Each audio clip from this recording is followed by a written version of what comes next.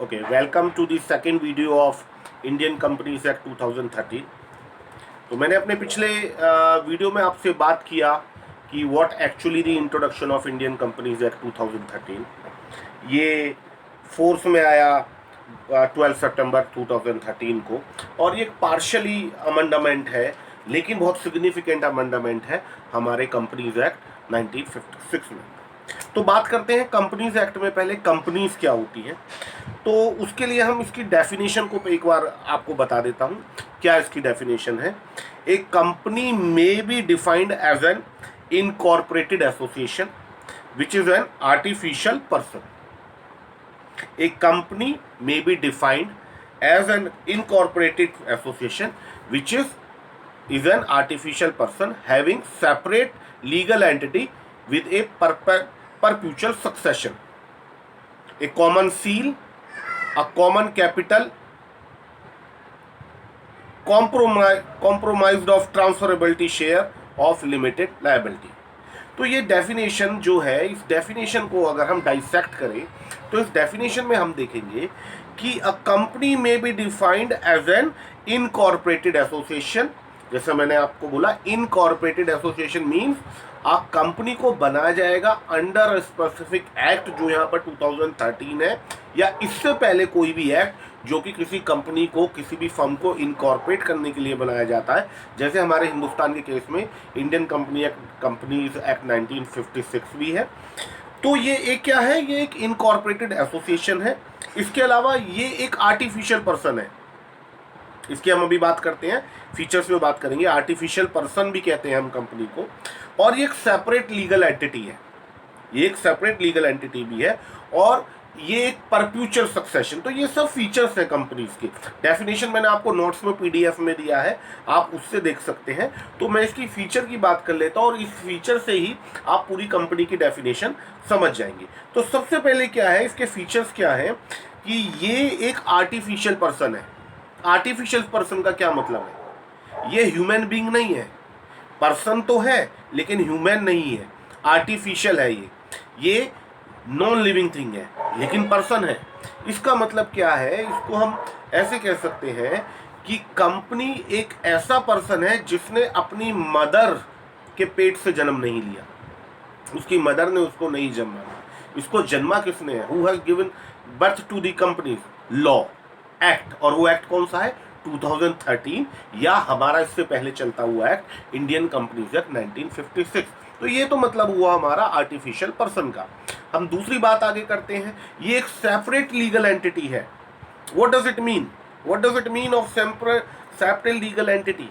The meaning of separate legal entity is, इस company पे काम करने वाले लोग या प्रमोटर जो किसी कंपनी को शुरू करेंगे वो अलग है, और ये कंपनी अलग है। दो अलग चीजें हैं। कंपनी की अपनी एग्जिस्टेंस है, और उसको शुरुआत करने वाले लोग, उसके प्रमोटर्स की अपनी एग्जिस्टेंस है। जैसे कि हम बात कर सकते हैं, let's have a example of any of the company we can have. Let's have a example of Reliance industries.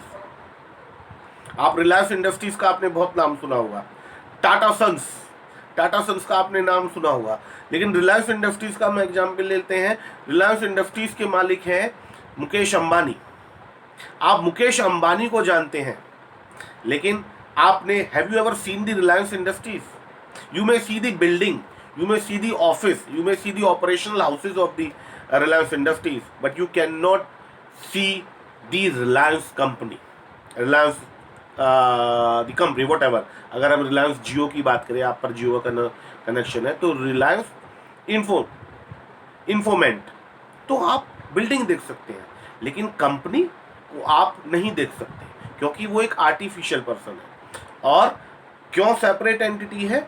Mukesh Ambani या जो भी उसके मालिक हैं वो अलग है, और कंपनी अलग है।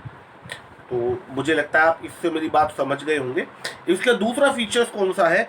जो हम दूसरे फीचर्स की बात करते हैं, इसकी एक कॉमन सील होती है, and that common seal is actually what? This common seal is actually signature of company। ये जो कॉमन सील है, ये सिग्नेचर होते हैं कंपनी के, ठीक है। तो कॉमन सील होने का मतलब it is identification of company. दूसरा हम बात करते हैं कि perpetual succession, what does it mean? Perpetual succession का क्या मतलब है? परपेचुअल सक्सेशन, सक्सेशन को हम एग्जिस्टेंस भी कह सकते हैं। Perpetual meaning there is no end, ये चलती ही रहेगी, चाहे शेयर होल्डर्स आए, शेयर होल्डर्स चले जाएं, प्रमोटर आए, प्रमोटर चले जाएं, लेकिन एग्जिस्टेंस कंपनी का रहेगा, क्योंकि ये एक आर्टिफिशियल पर्सन है, ये एक सेपरेट लीगल एंटिटी है, इसका इसके प्रमोटर से कोई मतलब नहीं है। लोग आते रहेंगे, लोग जाते रहेंगे, लेकिन कंपनी वहीं पर रहेगी, वहीं कंपनी का एग्जिस्टेंस होगा। तो ये थोड़ा सा फीचर्स है कंपनीज एक्ट का, ठीक है। दूसरा एक इसमें एक फीचर्स और भी है, कंपनी इज इनविजिबल। जैसे मैंने आपको बताया, company is invisible and intangible. Company हमारी इनविजिबल और इंटेंजिबल भी है। We can not touch the company. क्या आप कंपनी को टच कर सकते हैं? क्या आप कंपनी को देख सकते हैं? मैंने अभी जो रिलायंस का एग्जाम्पल लिया था, तो हम कंपनी को देख भी नहीं सकते हैं और टच भी नहीं कर सकते हैं। तो ये भी एक फीचर है, और ये फीचर्स को जब हम कंबाइन कर देते हैं, ब्लेंड कर देते हैं, तो हमारी डेफिनेशन बन के आ जाती है। तो कंपनी का फीचर क्या है? कंपनी के फीचर है, ये एक इनकॉर्पोरेटेड एसोसिएशन है, आर्टिफिशियल पर्सन है, ये सेपरेट लीगल एंटिटी है, परपेचुअल सक्सेशन होता है, और कॉमन सील होती है जो इसको अलग करती है बाकी दूसरे कंपोनेंट से, और यहाँ पर ट्रांसफरेबिलिटी ऑफ शेयर लिमिटेड होती है। इस चीज को हम आगे के वीडियो में डिस्कस करेंगे। Thank you so much.